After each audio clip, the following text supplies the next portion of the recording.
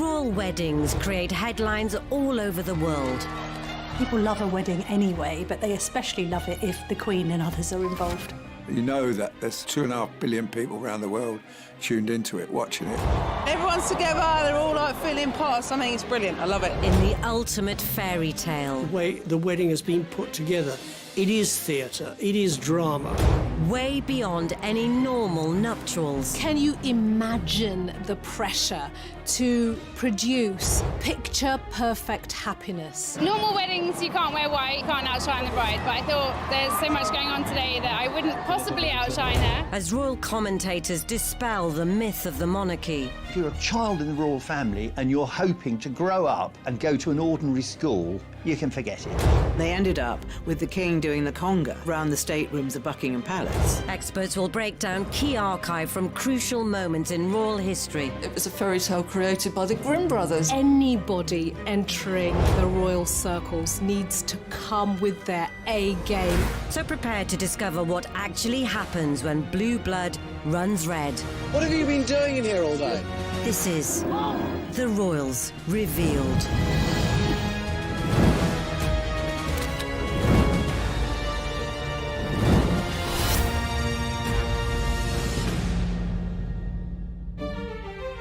In this episode, over the last century, 2 royal weddings have captured our imaginations above all others. Thousands jam the square before Buckingham Palace and the cry goes up, "We want Elizabeth." They've put a broad smile on the face of the nation. You know that it's the only story in town. You know that it's an exciting day, very early start. One of post-war pageantry, which redefined what was possible in austere times. I think they also had salmon to start with, and to finish with, they had actually cherries and ice cream. But it wasn't even fresh cherries, it was those glazed cherries. Princess Elizabeth, she actually saved up coupons during the course of the war to make this wedding dress. The other, a spectacle with no expense spared. We think that William and Kate's wedding cost around the region of £23 million. The flower budget alone was £800,000, so it was quite a costly affair.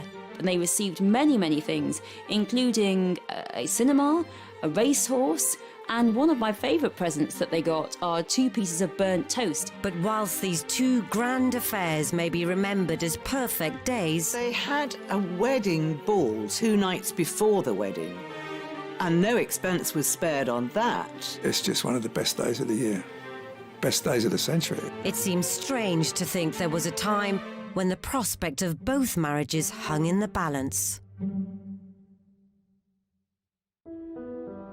Over 80 years previously in Italy, the makeup of the monarchy could have all changed when the young Prince Philip was just 17. Philip was in Venice in 1938 because 2 years previously they'd suffered a family tragedy when his sister had been killed in a car crash. And he was a little adrift. He'd always led a nomadic childhood, effectively being passed from pillar to post because his mother was mentally unstable and his family life was extremely broken. That is where he met Cabina Wright. And she was a very beautiful young girl. And Philip was a very handsome young man. And they had a romance. With ambitions to be a star of stage and screen, American Cabina Wright headed for London's West End. Philip took the cue to follow. They spent a very intense time together in Venice, and then in London for at least a week, where they were spotted wandering around holding hands. There was this sense that he was quite entranced by Cabina because of her beauty, but also the sense of allure she had in somebody that was going to make it, was going to be famous, was going to be somebody talked about on stage and screen.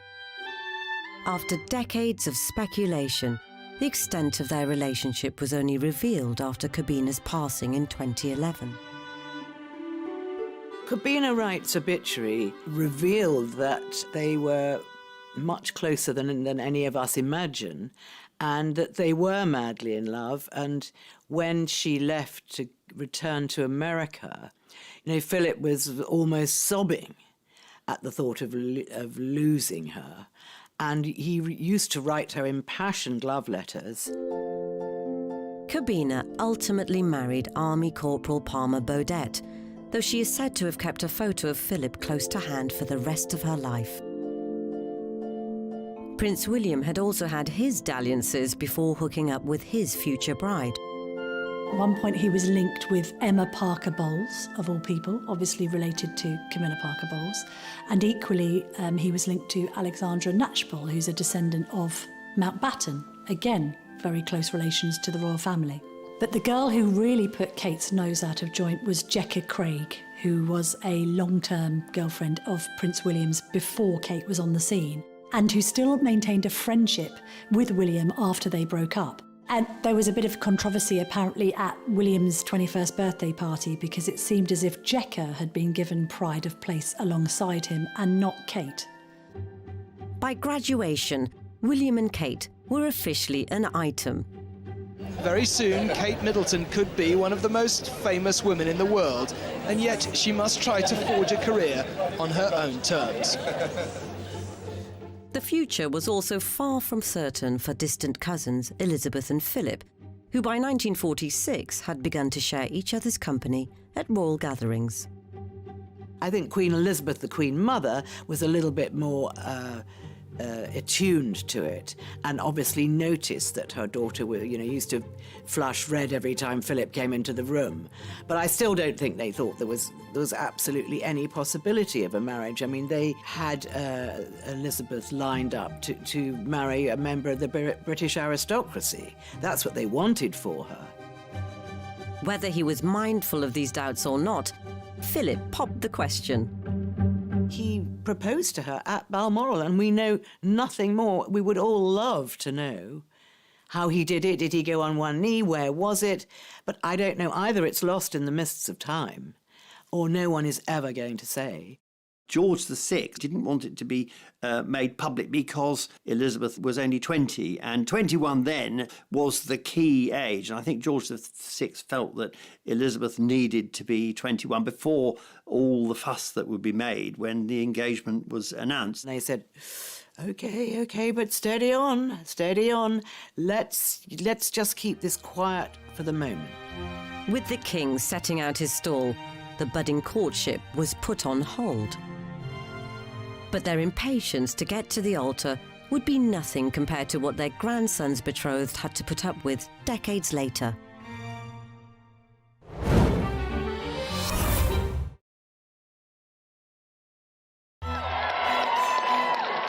Royal weddings are one of the biggest events of the year.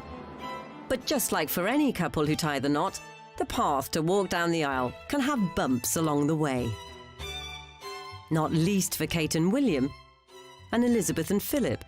The latter were now engaged unofficially, but forbidden to tell anyone, and about to be separated as the royals set sail for a South African tour. They were in a way trying to test her relationship with Prince Philip and see if it would go the distance, whether this secret engagement would stand the test of time, and whether Philip was up to the task and wasn't going to stray. But I don't think going to South Africa or any other things that Elizabeth did, I don't think they ever really dented the relationship at all. And George VI knew that. She never forgot Philip, and she wrote to him constantly. So they were in touch. They weren't exiled from each other. They were just apart from each other. I think the decision of the relationship was all Princess Elizabeth. She's the one that fell in love with Philip. She's the one that decided, this is the only man in my life, and this is the man I'm going to marry, and marry she did. Whilst Elizabeth had clearly made up her mind, 60 years later, an heir presumptive was surrounded by an air of doubt. When William and Kate broke up in 2007, I think it was largely due to William having cold feet and perhaps thinking unwisely that he should sow his royal oats rather than be tied down to somebody that he had met really relatively young at university. I've got a theory about the relationship breaking up. Catherine was being hassled unmercifully by the media wherever she went, and I think there was a planned breakup just to take the pressure off Catherine, that once the relationship had been broken, there was no longer any interest. There was interest then on who would William chase after. So the focus was away from Catherine and onto William. When it was initially reported that they had broken up, I phoned Kate and said, look, this story's broken. We need to follow it up in tomorrow's newspaper. Have you got any comment to make? And she said very politely and very calmly, look, I've never commented or spoken to the press in the past, and I'm certainly not going to start now, but thank you for your interest. And I remember finding myself saying, well, thank you. Good luck. I hope all goes well for you. Because at that point, of course, we thought that she would just be a Wikipedia entry in Prince William's life. And then a few months later, when she appeared at the concert for Diana, it was apparent that she was still very much on the scene, and that I think William had realised he'd made a gigantic error and returned to her somewhat with his tail between his legs. In July 1947, nearly a year after he proposed, Philip's engagement to Elizabeth was finally made public. The athletic Philip, whose 6'2" frame had caused many a feminine heart to flutter, had agreed to give up any claim to the Greek throne and dutifully became a British commoner. The last obstacle to their promised marriage had been overcome. The heart of the world is thrilled by the prospect of one royal wedding with a genuine aura of romance. But the upbeat news reports belied some unease behind the scenes. There was still suspicion around Prince Philip as they announced their engagement because of his connections to Germans. I think a poll was carried out at the time which suggested that 40% of the British public were opposed to the marriage. There were elements in the royal family, or among the advisors, who still didn't really feel this was the best thing, simply because Philip had this sort of foreign aura. And the prospective in-laws still weren't too keen. And they thought for their daughter they could do better. They thought too, not just about their daughter's happiness, but they also thought about support for her when she eventually became queen. Was Philip the right man? Apparently the Queen Mother used to refer to Prince Philip in quite disparaging terms as the Hun, which was seemingly a joke born out of the fact that Philip's sisters were married to SS officers. And the Queen Mother never made any secret of her distrust of the Nazi regime, let's put it that way. Did Queen Mother call Philip the Hun? Well, it's one of those apocryphal stories that's grown up to become fact. And it's a bit rich, actually, Queen Elizabeth referring to Prince Philip as the Hun, because she married into a German family, because George V was, until 1917, the family name was Saxe-Coburg and Gotha. Which derives from when Queen Victoria married Prince Albert in 1842. Fortunately for William and Kate, when the prince had finally done the deed, the reaction was rather more positive. Well, you've been a couple for quite a long time. Prince William, why did it take you so long to propose? And Catherine, did you ever worry that he actually wasn't ever going to pop the question? Well, in answer to that, Tim, I don't remember how many years it's been. Forget from memory. I also didn't realise it was a race, otherwise I probably would have been a lot quicker. And unlike most other husbands-to-be, William hadn't needed to frequent some high-end jewellers to find a ring fit for his queen. When the couple announced their engagement, there was a press conference at St James's Palace, but before that, selected journalists were invited to just have a cup of tea with them. So I said, oh, can I see the engagement ring? And she showed me, and I looked at it. I thought, this looks familiar. I said, wow, that's amazing. And she said, yes, it was William's mother's, so it's very special. And I remember thinking, you're not kidding. Back in 1981, the ring reveal had caused quite a stir. At 3 o'clock, Prince Charles and Lady Diana appeared for the first time in public. And this was the first chance to see the ring of sapphires and diamonds. I think when it was purchased, the engagement ring cost £400,000, and I suppose now, considering its legacy and heritage, it's priceless.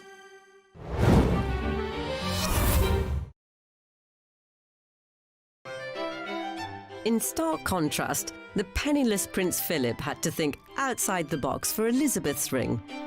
When they left Greece, Prince Philip was carted off with his mother in a cardboard box. To sort of wander around Europe. Philip was very, very small at the time. She did manage to sneak out a few bits of jewellery, one of which was a tiara, which she gave to Philip, which Philip eventually broke up, and it went to make up the engagement ring. When he presented it to the princess, it was just a little big, but she was so excited she wanted to wear it anyway. And she said it didn't matter that it was a bit big. Obviously, it went back to be altered eventually, but she was so excited and she was thrilled to think that he designed it himself. And basically, the Queen has never taken it off. And it's definitely her favourite piece of jewellery. As Diana's diamond twinkled on Kate's finger, the media started to take aim at her family. As you know, Catherine and Prince William have been going out together for quite a number of years, which is great for us because we've got to know William really well. We all think he's wonderful and we're extremely fond of him. There was a lot of criticism as well that people forget of her seemingly being lazy, not really having a proper job, waiting around like a doormat to be proposed to. There's a sense that there wasn't much to her. There was also a great deal of criticism of her mother, Carol, having been an air hostess, and she was dubbed indoors to manual in the press. Kate and her sister Pippa were referred to as wisteria sisters in that they were terribly fragrant and with a ferocious ability to climb. So there was this sense that, on one hand, the Middletons were these pushy and aspirational middle-class family desperate to break into the royal fold. With both engagements announced, the build-ups could begin and time was of the essence. I suppose the Queen and the King were keen for her to get married because you've got to remember George VI was very ill. Princess Elizabeth was already standing in for him on certain engagements, and he probably felt secretly that he didn't have long in this life, and therefore I suppose it was necessary that she did settle down with somebody that she loved. Elizabeth and Philip also had to contend with wedding planning in a time of post-war austerity and faced particular difficulties with regards to the bridal gown. There was controversy in certain sections of the media over the wedding dress, that it seemed to have cost a lot of money. We were still in rationing, so how many coupons went to make up this rather extravagant-looking bridal gown? There's a lot of talk that people actually sent in coupons, but the royal family being the royal family, they didn't accept unsolicited gifts, and the coupons were sent back to the senders. She was sent all kinds of bolts of cloth. She was sent nylon stockings. I mean, the public really entered into the spirit of this wedding. So how did the princess afford her dress? The government were really quite generous at the time. They gave Princess Elizabeth 200 coupons, which she actually saved up. She'd also saved coupons during the course of the war to make this wedding dress and look absolutely terrific in what was a grand occasion. Of course, the dress is the talk of literally every wedding, so when it comes to the royals, that intrigue goes into overdrive. Look at that wonderful gown. And this fascination goes right the way back to Queen Victoria. Before Victoria, weddings were quiet affairs, even in the royal family. They take place at night and brides could wear any colour. Victoria and her ministers, they think this wedding is a really good way of showing how perfect and virtuous I am. So they bring in the idea of the royal wedding, and it will be all about purity and her virginity. So she will wear white and her bridesmaids will wear white. And also it'll be public in terms of driving to the wedding in the afternoon so all the crowds can see her in her open carriage. This is radical, really revolutionary in terms of royal wedding. She brought in the white wedding dress, and a lot of people at the time thought the white wedding dress was very bizarre. They thought it looked like she was wearing her nightgown or some kind of peasant outfit, and really everyone thought the white dress was really a bit odd, but it caught on. Everyone had to buy it. 141 years later, Diana's epic David Emmanuel number with a 25-foot train had been so hyped that bridal designers had stitched up a plan to create a copy in record time. Designer Mrs. Rosie Joseph took just 15 minutes to sketch the outline. Then the 24 workers rolled up their sleeves to produce an instant copy. The dress is not an exact replica. It's in polyester. Silk is too expensive. It's white, not creamy. and the train is just 12 feet long. Finally, the lookalike dress was modelled by a supposed lookalike princess. I think if you speak to the Emanuels who designed the dress and veil, it was to create a look of drama. And considering the dress was enormous and very much typical of the 1980s meringue. After weeks of speculation, Kate was ready to unveil her choice of wedding gown. The secret was about to be revealed. The first glimpse of the world's most talked about dress. Lace, V-neck, with a veil. Through the window of the car taking her to Westminster Abbey, details were at last emerging. It was only when Kate Middleton stepped from the car that the picture was complete. As both Princess Elizabeth and Kate Middleton wowed making their grand entrances, they'd each insisted on some uniquely personal touches. Interestingly as well, both the Queen and Kate insisted on doing their own wedding makeup, which shocked observers in Kate's case because obviously having a makeup artist at a celebrity wedding is the done thing. And to be fair, the Duchess has always insisted on doing her own makeup, been criticised for it, but she did her makeup how she likes it. Despite her beautiful couture dress, the Queen didn't want to have her makeup applied by somebody else because in those days makeup could be very thick and very unattractive. But the future Queen's composed look hid a last-minute panic behind the scenes. The biggest incident for the princess on her wedding day was that her tiara broke and the catch on the back of the tiara snapped. But luckily, it was whisked round the corner to Garrard & Co. in Regent Street, where they welded it together and sent it straight back to Buckingham Palace again. Phew. But if you look very carefully, the one side is slightly higher than the other side, and it served its purpose. But it has subsequently been repaired properly because the Princess Royal used it for her wedding in 1973, and more recently Princess Beatrice wore it for her wedding. On Beatrice's wedding day, it's very slightly skew-whiff, and that's because you have to be very careful with that troublesome catch at the back. So as both brides entered Westminster Abbey, it was finally time to get hitched. But that wouldn't be the only hitch along the way. The royal wedding gets into full swing. Tens of thousands of well-wishers will line the streets to try and get a taste of the matrimonial fanfare. Some will even camp out overnight to catch one momentary glimpse of majesty. We'll have a great time, won't we, Case? Yeah! Yeah! And as each bride carefully climbs the steps to her ceremony and leaves the cheering masses outside, the rare moment of intimacy at the altar hasn't always gone to plan. Diana had a bit of a problem at the altar because when Archbishop of Canterbury said to her, do you take this man, Charles Philip Arthur George, to be your lawful wedded husband, Diana got the names mixed up. I, Diana Francis. Take thee, Charles Philip Arthur George. Take thee, Philip Charles Arthur George. William also struggled to get the wedding ring onto Kate's finger when they were at the front of the congregation at Westminster Abbey.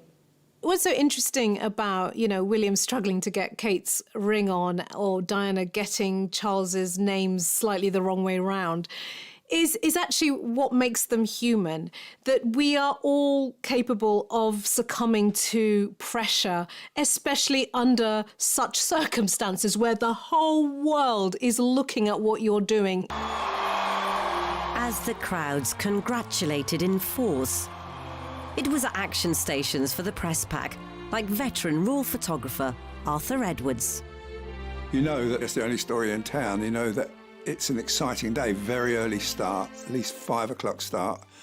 Get through the crowds to where your position is. I had the right pass inside the forecourt of Buckingham Palace. And of course, they looked after us very well. We went there early, got there very early. They laid on a room for us with refreshments and armchairs and television so we could watch the whole of the wedding taking place at Westminster Abbey.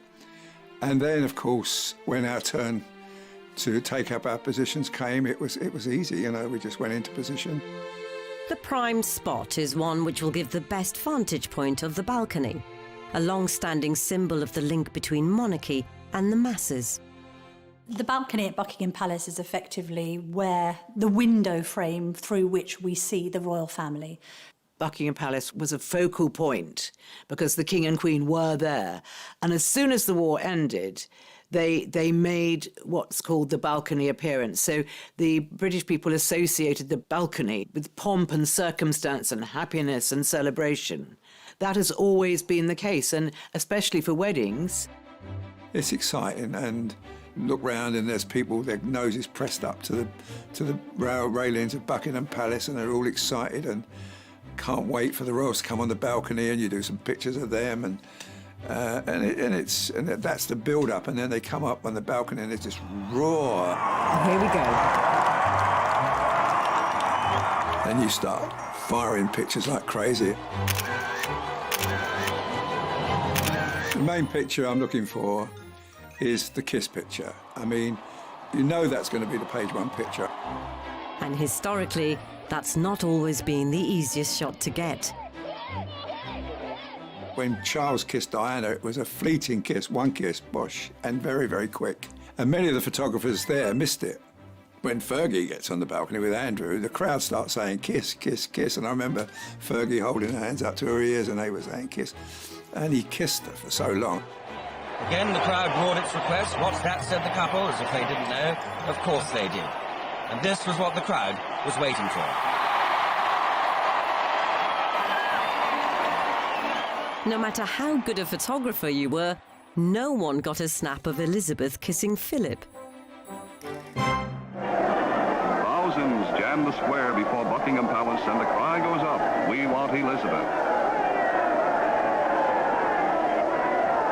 On the balcony, where kings and queens have appeared unnumbered times on great occasions, the young couple happily share the supreme day of their lives with their countrymen. The Queen and Prince Philip, when they appeared on the Buckingham Palace balcony, did not play to the crowds and decided they would not kiss publicly. So a simple wave was deemed satisfactory in 1947. But in 2011, with Kate seemingly overwhelmed... Oh, wow, she says. Oh, wow. would the kiss even happen? Full marks to her, because she pretended to look surprised when she came out on that balcony. She knows that there's always crowds filling the mole. The only thing that I would say in her mind, that she goes, oh wow, as though I didn't expect anybody to be here, which would have been a big fat lie, but I love it all the same. It may have also been prompted by the fact that she was a non-royal marrying into the royal family at a very high level, and she may still have worried that there might be a little bit of disapproval about that. The stark difference between William and Kate is that William, from birth, was groomed in the soup of pomp and ceremony and royalty. Let's remember, when he was born, you know, Diana came down on the steps of the Lindo wing and almost held him up like, you know, Simba a la Lion King. He's had that from the get-go, whereas she hasn't. So that is the fundamental difference between them, that she needs longer to get groomed into that system. He's almost got it written into his DNA. I love the way he looks at her, looking at her response. And he's using a lot of suppressed facial expressions. He's using a suppressed smile. His eyes are crinkling. And I think what that's saying is, you know, look at the life that you're coming into, as though he's perhaps giving it to her as a gift rather than him giving her to them as a gift, which he absolutely did not want to do. He did not want another Diana situation. So, you know, take the love, but I'm not going to donate you to the public. I don't want that. I want to protect you. As Kate eased into the moment, William puckered up, and down below, Arthur was primed.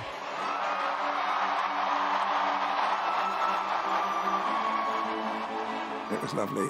It was joyful to watch and joyful to be there and great to capture. And I remember sending a set of pictures to William and a set of pictures to the Queen. And I remember the Queen stopped me at a school in Windsor she was visiting. And just before she got into the car, she said, "Thank you for those pictures. Wasn't it a very nice day?" I said, "It was lovely, ma'am."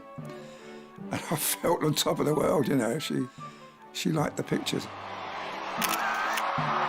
But from some angles, there was an untimely bit of inadvertent photo bombing.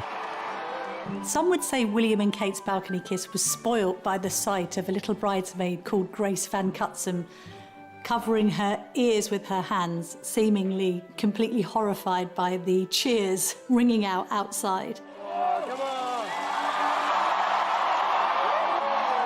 But then others look at that photograph and just say that it perfectly paints a picture of what weddings are actually like in reality, because there isn't a bride or groom out there that doesn't know that there can be an errant bridesmaid or page boy just about to ruin everything.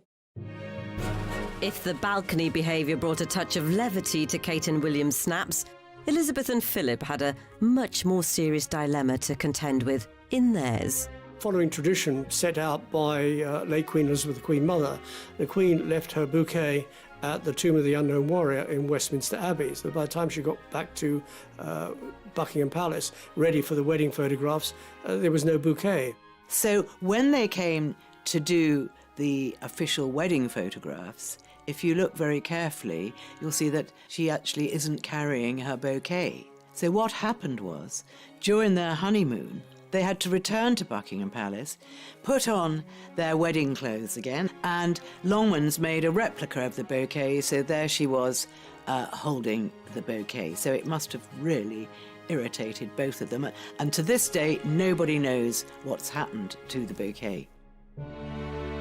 But bouquet or not, did the photos hide something else that was missing when it came to Philip's demeanour? We suddenly had to see this alpha, dominant, very grown-up, much older male taking more of a back seat. Suddenly she emerged looking very womanly, looking like a queen, and absolutely absorbing all of the attention in a way that I don't think the two of them had experienced before. And he had to take more of a back seat. She threw him a lot of very loving glances, and this photograph particularly is one of them. But it was very much that royal thing of, oh yeah, you know, I'm the one with the power, I'm the one in control, and I will throw a loving and encouraging glance at you, but you are just not as important in the hierarchy as I am. Elsewhere in the palace, the wedding breakfast had been a further challenge at a time of austerity. There was rationing on everything, on clothes, petrol, food, sweets, you name it, there was rationing. So people found it very difficult and struggled in providing food. So the caterers had to get creative with their resources. There was always a huge amount of game that comes off the royal estates, and they certainly could have kept that, frozen that, and used it for the wedding. So they tried to use sort of homegrown produce. There was a little bit of controversy in serving partridge, which wasn't rationed, but then things that fly through the sky in the shooting season, that you blast them out of the sky and you serve it. You've got to do something with it. I think they also had salmon to start with, and to finish with, they had actually cherries and ice cream. But it wasn't even fresh cherries, it was those glazed cherries and ice cream. However, the budget banquet didn't extend to the cake. It was made by McVitie, who had the royal warrant, and it was 9 foot high, and it had 500 pounds of ingredients in weight in it. And they'd use something like 600 eggs. And it seemed the cake fit for a queen could also tickle her grandson's taste buds. The idea of them having fruitcake did seem a little bit outdated in the sense that normally these days people opt for some sort of sponge. Having said that, the good thing about fruitcake, of course, is that you can cut and keep it. And I think even since Queen and Prince Philip got married, there have been pieces of cake that have been auctioned decades later. Whilst all weddings need cakes relative in size to the number of guests, some other expenses raised eyebrows. We're told the couple want to strike a balance between an enjoyable day and the current economic situation. But any nod towards austerity is, of course, relative. After all, they've chosen to get married in an abbey capable of seating more than 2,000 guests. And those guests were duly seated in a £50,000 fairy tale forest using more than 4 tons of foliage.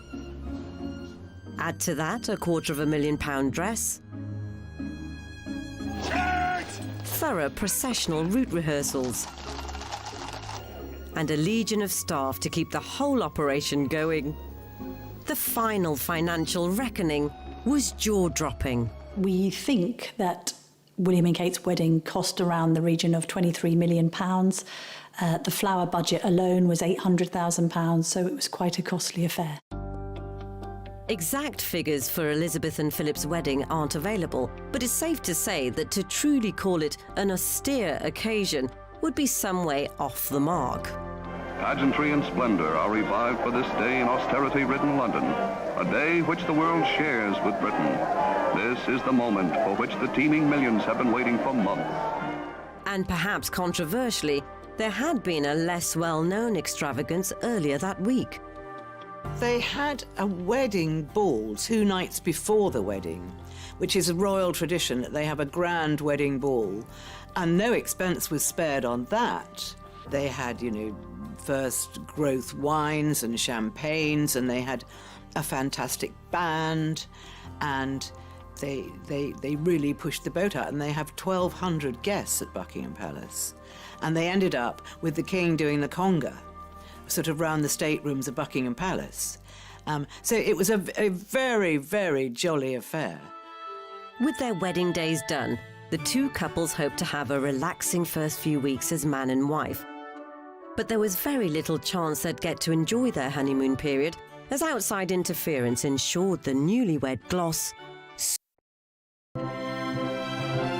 The weddings of Elizabeth and Philip and Kate and William are two of the most significant. Her diamond anniversary, the Queen decided to put on a special exhibition of wedding memorabilia to give the public a sense of what a royal wedding was like in 1947. The Queen has put on display just a handful of the 2,500 gifts sent from leaders and politicians from across the globe, including this porcelain dinner service from the President of the Chinese Republic.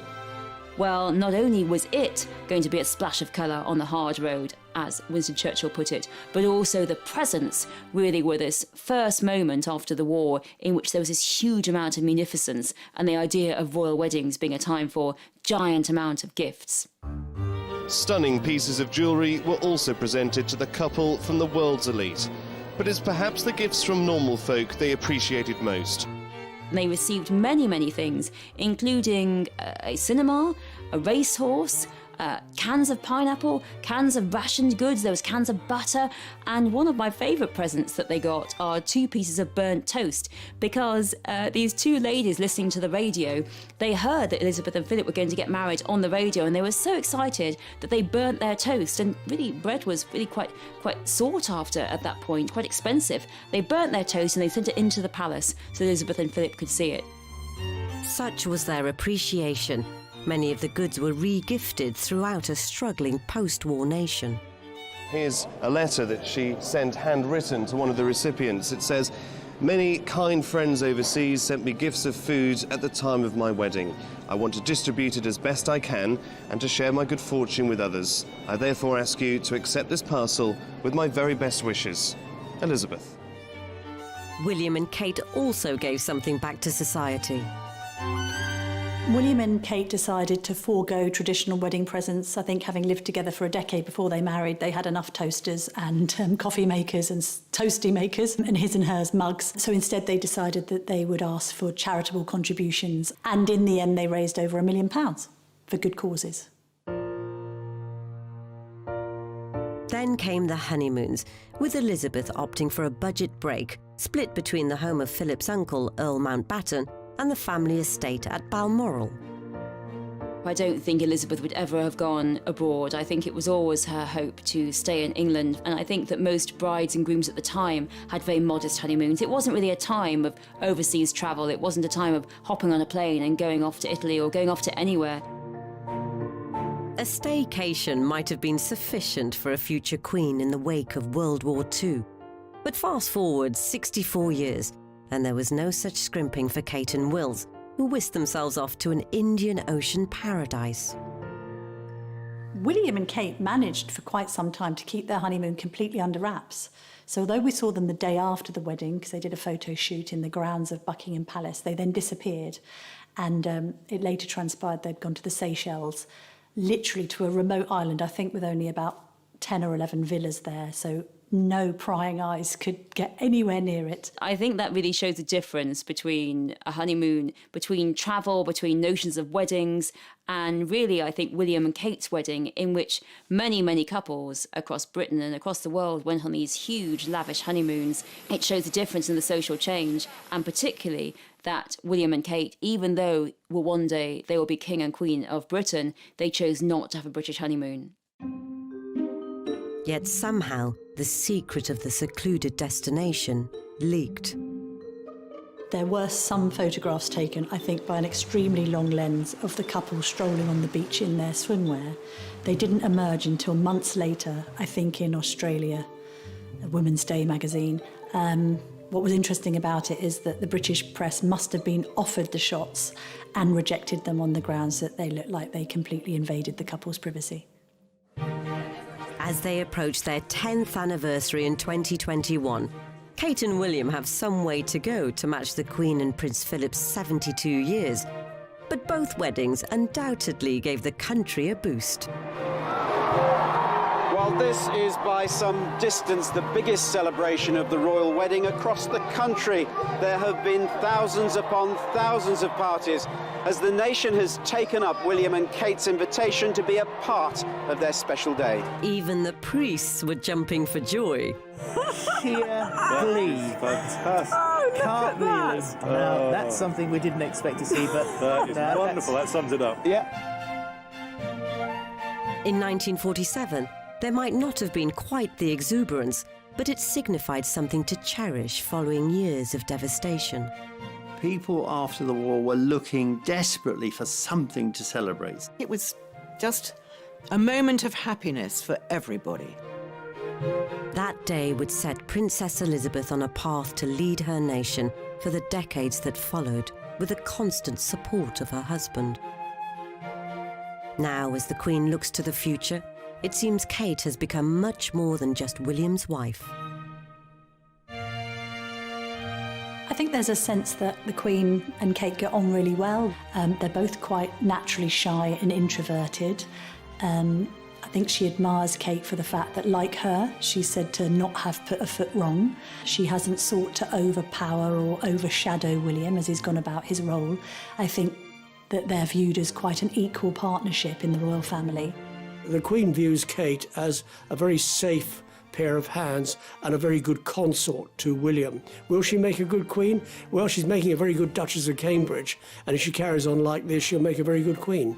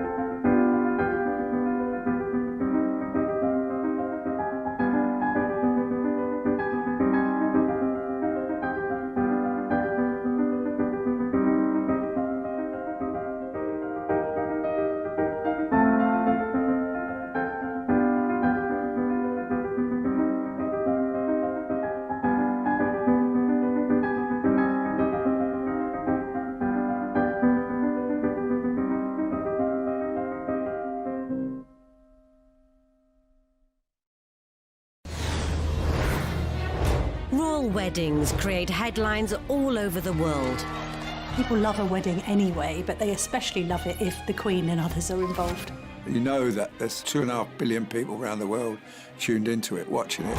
Everyone's together, they're all like feeling part of something. It's brilliant, I love it. In the ultimate fairy tale. The way the wedding has been put together, it is theatre, it is drama.